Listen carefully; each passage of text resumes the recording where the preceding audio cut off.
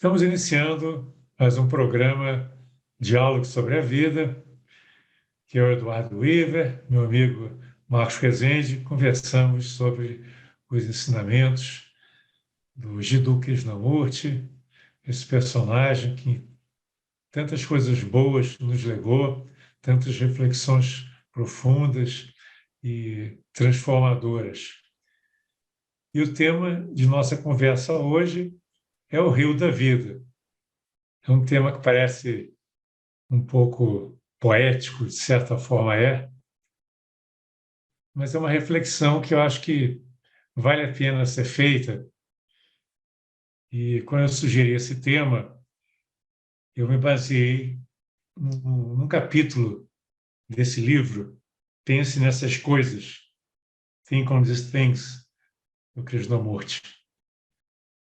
E nesse capítulo ele começa fazendo um comentário muito interessante de que ele estava caminhando e percebeu que ao lado do rio que passava ali próximo de onde ele estava, os moradores haviam cavado um buraco paralelo ao rio, e esse buraco tinha se enchido de água. Só que o buraco, né, que era um buraco comprido, não estava conectado com o rio. Então, a água que lá estava era uma água que não era uma água pura, porque era uma água totalmente estagnada. Então, com o tempo, foi se juntando uma espuma escura e a qualidade daquela água foi se deteriorando e tinha uma aparência bastante ruim. Era uma água de má qualidade. E ele, então, fez um paralelo muito interessante, que a vida é fluxo. A vida é que nem o rio, que está sempre fluindo. Só que nós temos medo da transformação. Nós não aceitamos a mudança que é intrínseca à vida. A vida é como o rio, que não para de fluir, que sempre está se renovando, que está sempre se transformando e buscando algo maior. E enquanto que as pessoas, em geral, têm medo da mudança, as pessoas têm medo de encarar essa condição fundamental da existência, que é a impermanência. E por isso elas ficam nesse buraco, nessa piscina artificial, criadas por elas próprias, e acabam levando uma vida estagnada, uma vida sem renovação, uma vida sem beleza, uma vida que nem as águas poluídas, que não tem vitalidade, não tem peixe, não tem vida. Então, esse é o ponto de partida para a nossa reflexão de hoje, para saber se realmente nós estamos levando uma vida repetitiva, dentro de uma casca, dentro de uma redoma, ou se nós estamos deixando a vida fluir. E aí, Marcos? Pois é, Edu. Muito interessante o tema que você sugeriu. Demanda uma reflexão profunda, né? Até porque normalmente se reflete pouco sobre a vida, sobre o que é a vida, sobre o que nós estamos fazendo nesse mundo, né? A nossa mente é uma mente materialista, né? E ela se agarra às coisas desse mundo como se nós fôssemos ficar aqui pela eternidade, né? Quando a vida é só uma passagem. Então, essa analogia do rio da vida, ou a vida como um rio, que provavelmente encontra o mar, né? O que seria o mar? Essa união com o todo, essa dissolução no todo, esse sentimento de ser tudo e ser nada sem esse sentimento de separação que aflige tanto a consciência humana, né? Então, eu acho que cabe a gente refletir sobre essa passagem, porque a vida é uma passagem, como o rio, do nascente à foz, e qual o propósito disso, né? E também a questão da estagnação, que você já colocou, né? Quando a gente, ao invés de deixar a vida fluir, a gente se agarra a algum canto da margem, né? Para criar uma pocinha própria, pessoal, satisfatória, né? De prazer, de autossatisfação, de não me incomode, né? Aquela redoma que você acabou de mencionar. Então, assim, a vida tem um significado muito profundo, muito profundo. Mas a nossa mente é muito estreita para captar por que a natureza teve esse trabalho todo de gerar esse corpo, né? A partir de uma única célula, um zigoto lá, que era o óvulo da nossa mãe, o espermatozoide do nosso pai. Essas células foram se reproduzindo aos milhões e aos bilhões para nos dar esse campo de observação, que é essa passagem ou essa viagem por esse rio, né, Edu? Então, eu acho que é isso que a gente vai ter que explorar hoje.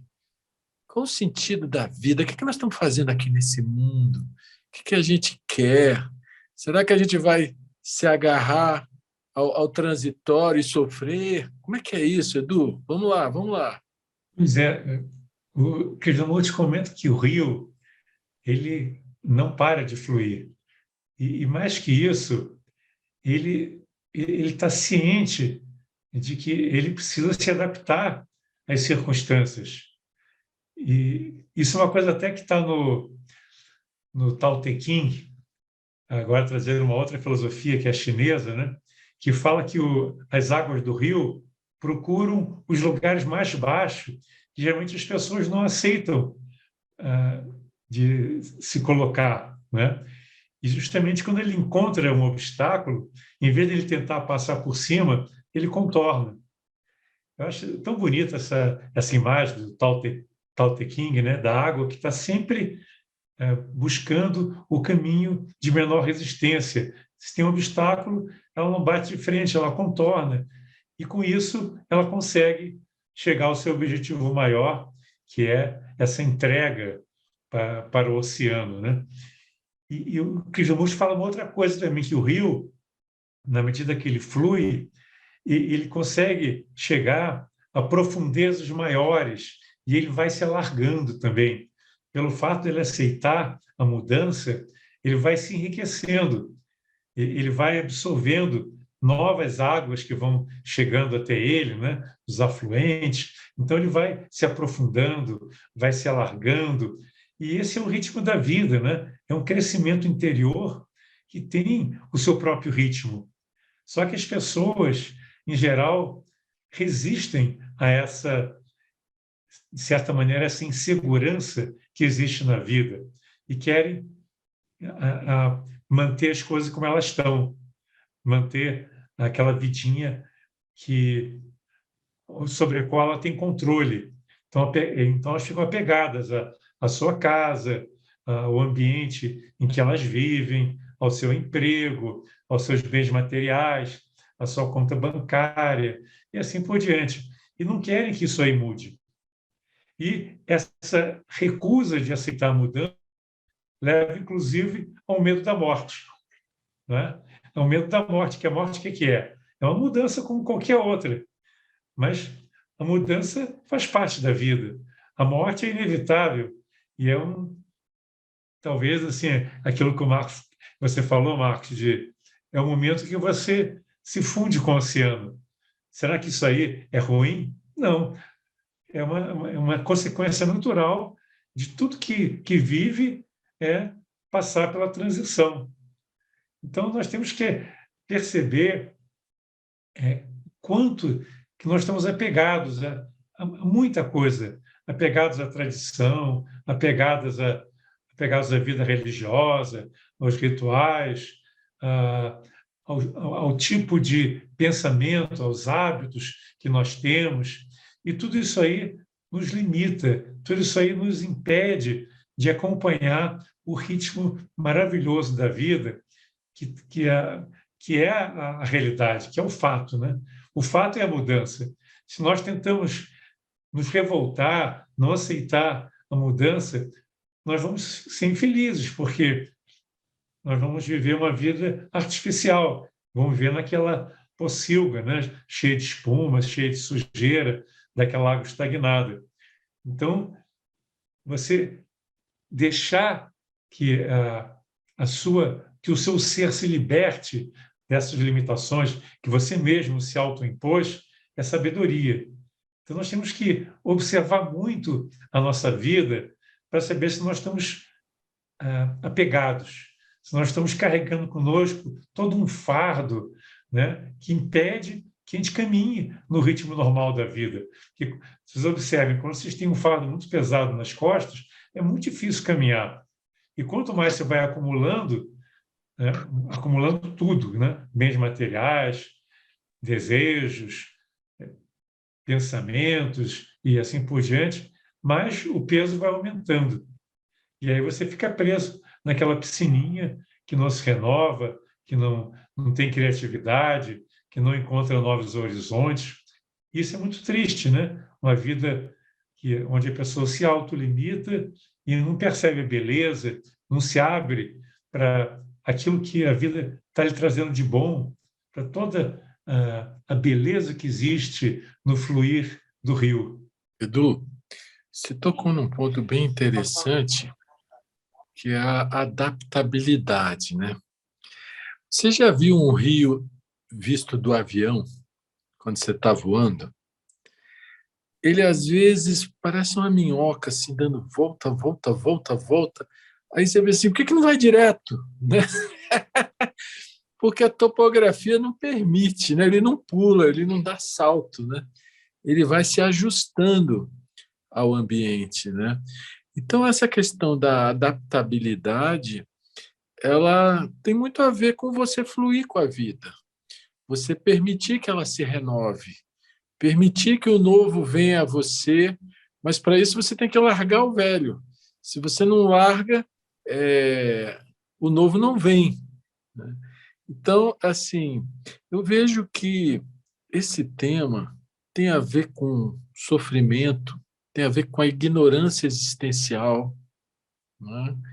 Porque, olha só, a nossa mente, ela registra as coisas a partir dos cinco sentidos. O bebezinho vem zerado, vem com a mente totalmente vazia, né? Tem o hardware, que é o cérebro, sem o software, né? Então, aí ele absorve a linguagem, ele absorve o modo de ser da família, a cultura, ele começa a absorver coisas, né?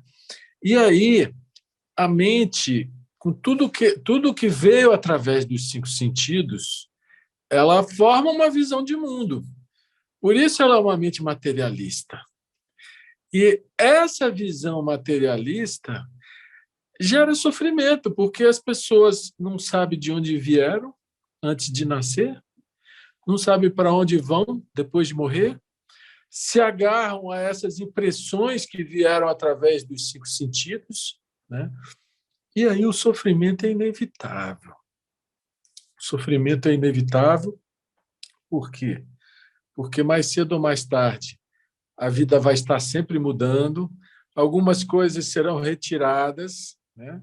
E em algum momento o próprio corpo vai ser retirado, né? Um momento inevitável da morte que a gente sabe que virá, só não sabe quando.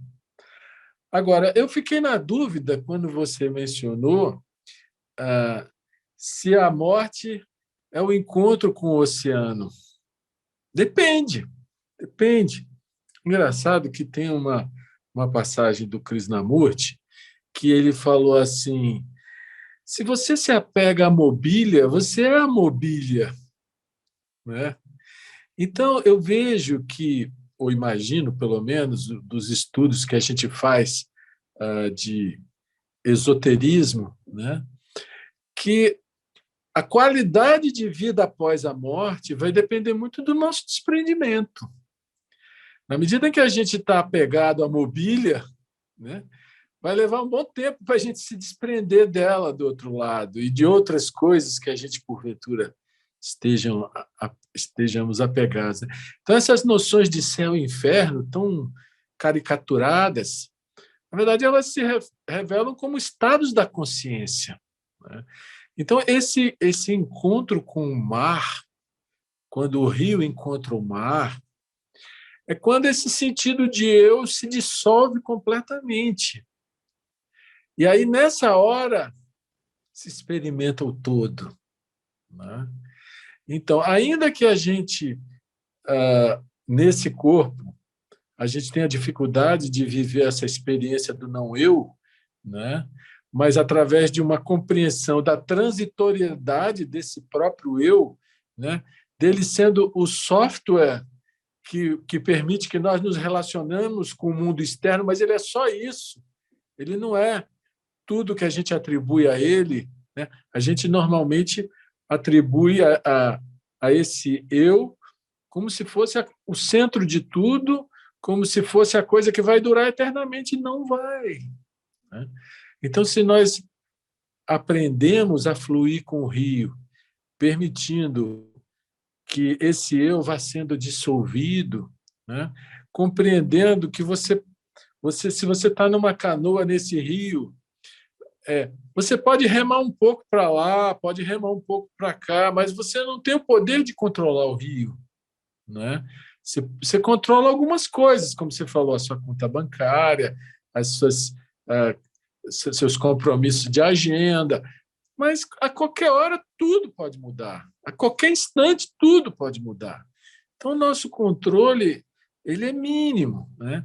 Então, quem sabe a gente pode libertar a nossa consciência desse controle que é fruto do medo, de achar que está no comando, quando a gente, na verdade, não está. Eu sempre gosto de dizer que a vida é mais sábia do que eu, né? Às vezes a gente quer uma coisa e a vida nega, e ela te dá uma muito melhor que você não imaginava, né? E às vezes o contrário, né? Você não quer uma coisa e ela te dá, e depois você vai ver o bem que a coisa te fez em termos de crescimento, de despertar, de ampliação da consciência, né? Então, tanto as coisas doces quanto as amargas, elas têm um papel nesse processo do desvelar da consciência, né? Mas nós resistimos. Nós queremos só as doces, não queremos as amargas. E nessa nossa resistência, a gente tensiona e não flui, não permite que a vida nos ensine, a vida que é a grande escola nos ensine, né, Edu?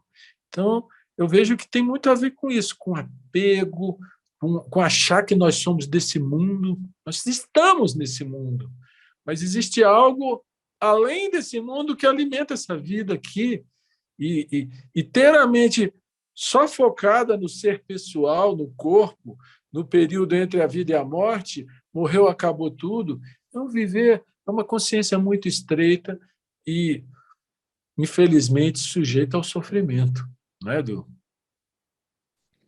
Você vê que você se entregar ao fluxo da vida é você aceitar a insegurança que é intrínseca ao viver.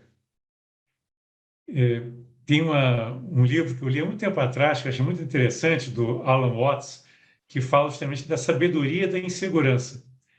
Que aquela pessoa que é sábia, ela entende que você não pode buscar sempre um porto seguro, que o rio está nos levando para onde ele quiser. A vida, né, hora tem uma tempestade, hora tem bonança, hora você está saudável, hora você está doente, hora você é jovem, hora você já envelheceu. Então, os ciclos da vida são inevitáveis e nós não temos como controlar. Como você falou, Marcos, nós temos assim uma vontade muito grande de controlar a vida e querer que a vida siga da maneira que nós imaginamos que ela deveria seguir. Só que a vida não segue as nossas preferências. A vida tem um ritmo próprio. Ela flui de acordo com o seu próprio ritmo, que é o ritmo da criação divina. E nós não conhecemos a totalidade desse propósito que existe na vida, que existe na natureza. Então, nós temos muito medo de aceitar essa mudança, porque a mudança é uma coisa muito insegura, uma coisa onde nós não controlamos. Estamos chegando ao final dessa primeira parte do nosso programa. Fique conosco, nós já voltamos.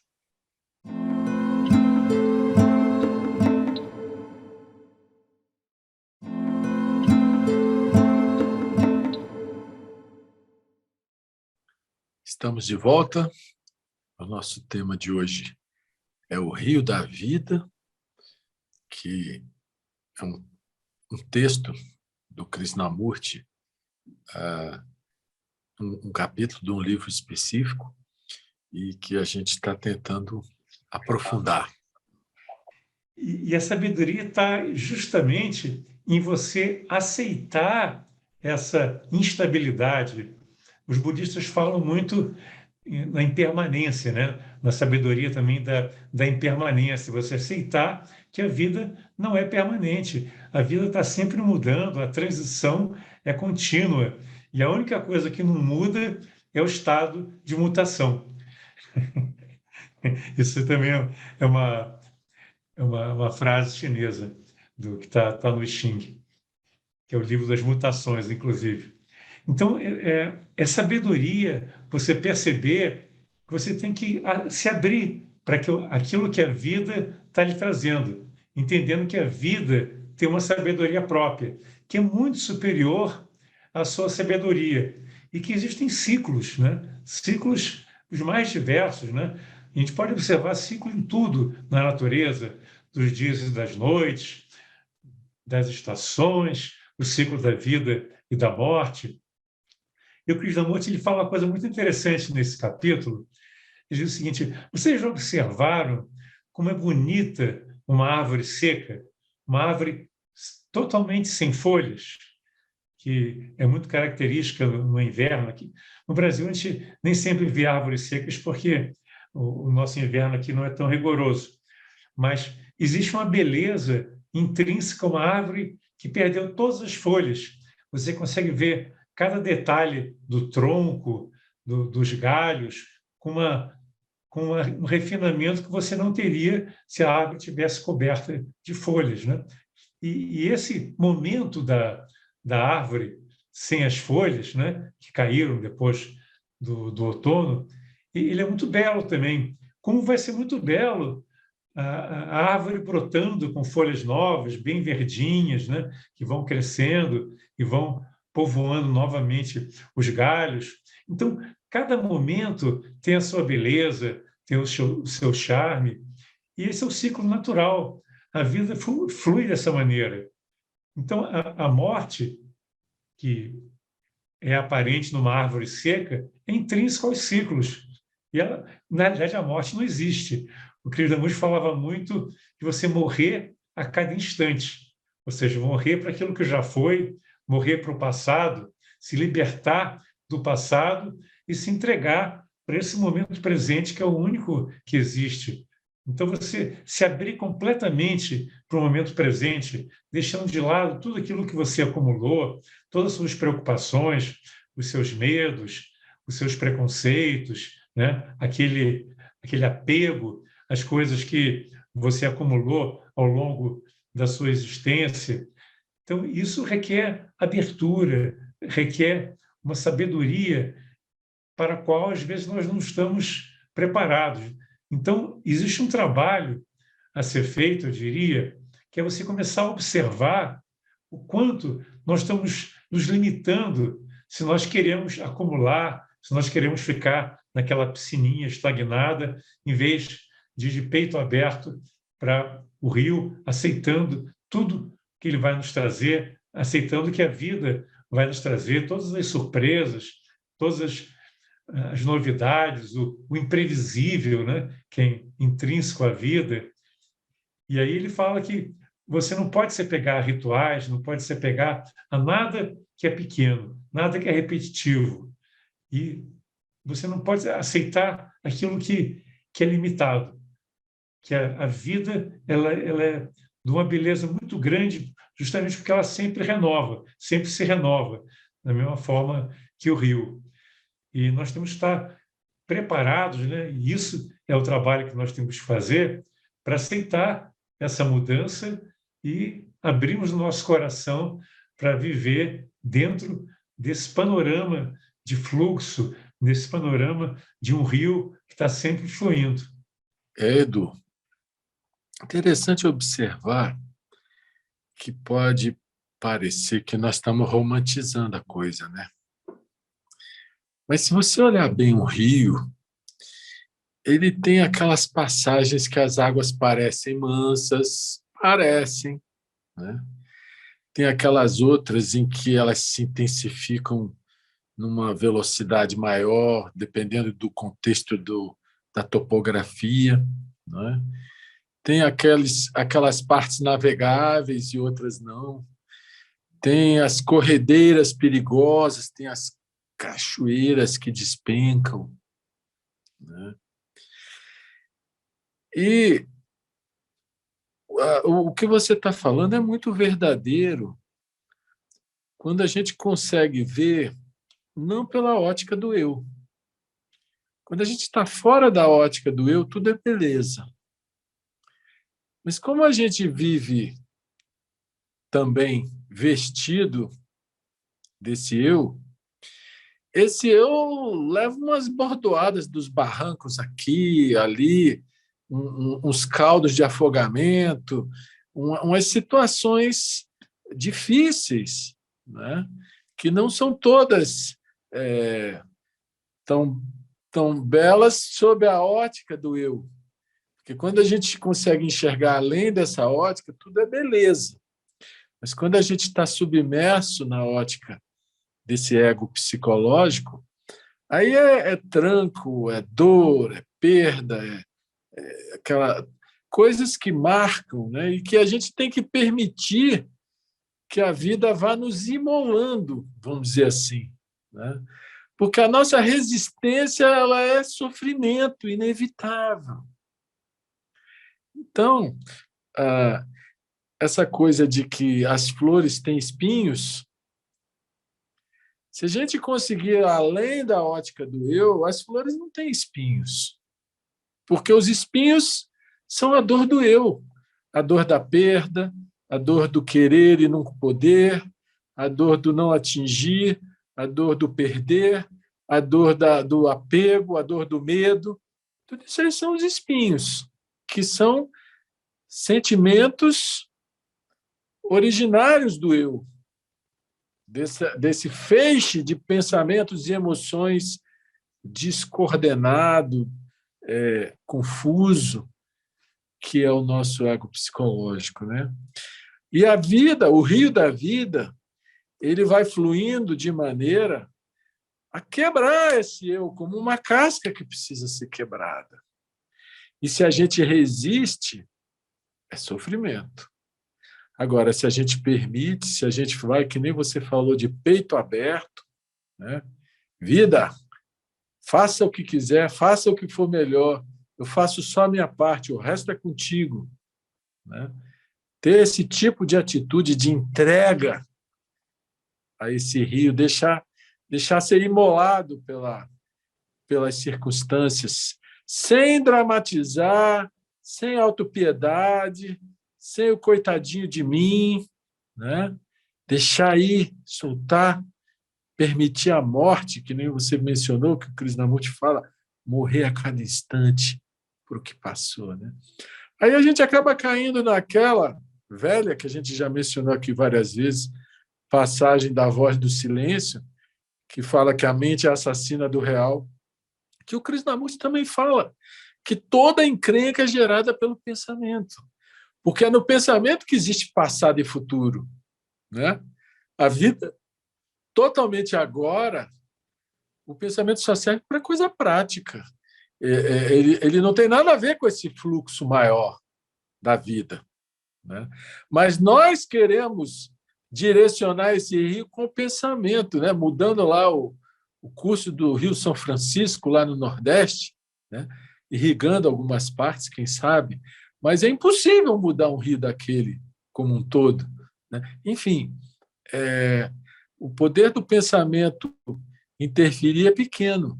Lógico que uma mente iluminada, ela por si só esse rio vai para onde ela quiser, mas nós ainda estamos longe disso, né? Na medida em que a gente for capaz de aceitar o fluxo e tentar compreender esse fluxo e compreender o que é que a vida está querendo me ensinar, o que é que eu estou resistindo, se eu sofro, esse meu sofrimento é o meu próprio querer. Por que esse euzinho quer tanta coisa? Por que não entregar tudo logo, né? Então, assim, essa analogia permite a gente uma compreensão muito grande da nossa natureza interna, né? Do que é passageiro em nós. O corpo é passageiro, ninguém discute. O eu, que é esse feixe de ideias que nós temos sobre nós mesmos, sobre o certo, o errado, que é onde está o sofrimento, também há de ser passageiro. Porque se nós não formos capazes de ir dissolvendo ele em vida, depois da morte ele vai ter que dissolver mais cedo ou mais tarde, né? E, por fim, a gente permitir que esse todo, né, que a vida deságue nesse todo, é a gente se abrir ao infinito, a gente se abrir ao eterno, permitir que o eterno governe a nossa vida, né? Isso é uma coisa que a gente pode fazer enquanto está encarnado, depois também. Depois vai ter que fazer mais cedo ou mais tarde. Mas enquanto nós estamos aqui, se nós pudermos compreender como opera a nossa mente, como funciona o nosso pensamento, para deixar ele só naquilo que é prático e tirar ele de querer torcer o rumo maior da vida, deixar fluir, deixar que venha que o que tiver que ser, seja, né? Aí talvez a gente encontre o que se chama de felicidade, harmonia, ordem, essas coisas que o nosso coração aspira, mas que na nossa ignorância essencialmente mental nós não permitimos que aconteça. Você, Edu? Vocês veem como é interessante, né? Essa ideia de você se deixar levar pelo rio da vida. É um desafio gigantesco você estar aberto, né, para aquilo que a vida está te trazendo, indo para onde a vida quiser te levar, sem opor resistência, sem desejos, apenas com aquele intuito no coração de se oferecer como um servidor, como alguém que está à disposição para cumprir o seu Dharma, para servir a humanidade, para ser uma força benfazeja dentro da criação divina. Então, é uma mudança de paradigma muito grande, de você abrir mão da sua segurança, de você abrir mão de tudo aquilo que você acumulou, dizer isso aí não tem mais importância. O que tem importância é o serviço, é eu dar o melhor de mim para o mundo. Eu ser realmente um guardião da terra, um ativista que vai criar uma civilização mais justa, mais fraterna, mais amorosa, mais pacífica. É uma postura de vida completamente diferente, em que você não espera nada, não tem medo de nada, porque você sabe que a vida não é sua, você está aqui apenas temporariamente servindo uma causa. E aí, na hora que você percebe isso, larga a mão do medo, larga a mão dos apegos, aí surge uma nova percepção muito bonita de que existe uma providência divina. Isso é uma coisa que eu já li assim de grandes yogis comentarem que quando eles perceberam essa integração de tudo que é vivo, que nada acontece por acaso, que existe um fluxo inexorável na vida, que nós não temos controle sobre isso, que nós somos apenas os executores de um plano maior, aí você percebe que a vida está te protegendo, porque você passou a ser um instrumento dela. Você pode caminhar tranquilo, né, onde o rio quiser te levar, porque existe uma inteligência por trás de tudo isso. Você não está sozinho. O rio não é caótico, né? Porque às vezes surge aquela imagem: poxa, eu vou me jogar no rio, daqui a pouco eu não sei mais onde eu estou indo, vai vir uma cachoeira, eu despenco lá de cima e morro, né? Mas a vida é muito sábia. Ela vai te colocar nas condições que você precisa para poder dar o melhor de você.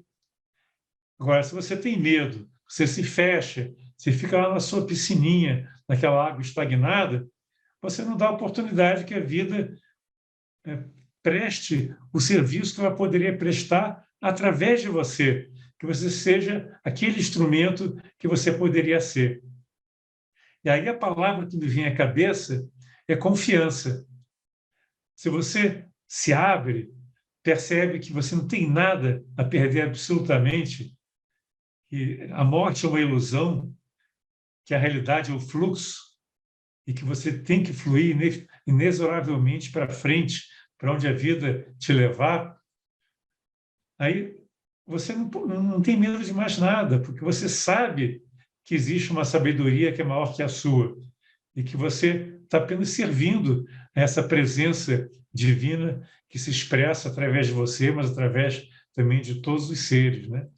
Então, nesse momento, na hora que você percebe isso, se abre e se joga para a vida, tudo vai acontecendo como deveria ser. E você sente que você está sendo protegido. Você sente que nada vai te acontecer de mal que não deveria acontecer. Inclusive, nós já conversamos num recente encontro, né? Essa questão do mal é muito complexa, né? O que é mal, né? Tudo isso aí a gente já discutiu bastante, mas não existe mal em relação à sua subsistência. Você tem que passar pelo que você tem de passar.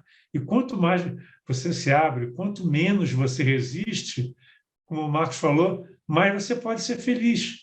Você está executando a sua obra, né? Você está surfando no rio, você está navegando no rio com sabedoria, sempre usando bem o vento, usando bem as correntes que existem na vida, para que você possa fluir de maneira mais inteligente e mais proveitosa para si, mas especialmente para as outras pessoas que estão também, né, nessa grande corrente, nesse grande fluxo da vida. Edu, o mal é aquilo que o nosso ego não quer, né? Aí é o mal, né? Que ele resiste. Eu queria fazer um paralelo desse nosso tema com o amor. Porque o amor, na sua visão comum, é assim: eu te amo se você me amar. É quase que um negócio, né? Quase que uma combinação, uma contratação, uma reciprocidade. Mas, na verdade, o amor não depende dessa reciprocidade, né? Então, se você desapega das margens do rio, se você deixa o rio fluir, você tem a chance de vivenciar o amor de forma totalmente desapegada. Você tem a chance de amar sem ser amado. Talvez esse seja o único verdadeiro amor, né? Quando você precisa ser amado, na verdade é o seu ego que busca preenchimento, né? Seja pelo apego, medo da solidão, seja, enfim, tantas coisas distorcidas que se chama de amor, que na verdade é muito mais um negócio, um contrato, né? Uma troca recíproca. Enquanto que eu acho que o amor, no sentido que o Krishnamurti coloca, né? Que é um estado de não eu, um estado de graça, um estado de doação, e que, se alguém desperta esse estado, ou algum trabalho, alguma coisa, alguma situação, desperta esse estado radiante, né? Ele não tem nada a ver com ter. A gente associa muito o amor ao ter. Na medida em que a gente percebe que o ter é querer reter e parar o fluxo do rio, é querer se agarrar na margem e deixar o rio ir e ficar estagnado na pocinha que você falou no começo, né? Isso não é amor, né? O amor é esse fluxo que não se prende, né? Que ele se doa sem expectativa de retorno. Enfim, ainda que seja humano as pessoas quererem ser amadas, quando você é capaz de descobrir o amor na sua dimensão mais ampla, é a única coisa que realmente faz a vida plena, né? E aí não tem essa coisa de precisar ter retorno, precisar ser amado. É um estado interno, é um estado de doação. Chegamos ao final do nosso programa. Estaremos juntos em outras oportunidades. Vocês poderão nos acompanhar pelo YouTube, pelo canal da TV Supre, né? E também pelo canal da Sociedade Teosófica no Brasil. Até o próximo programa. Grande abraço.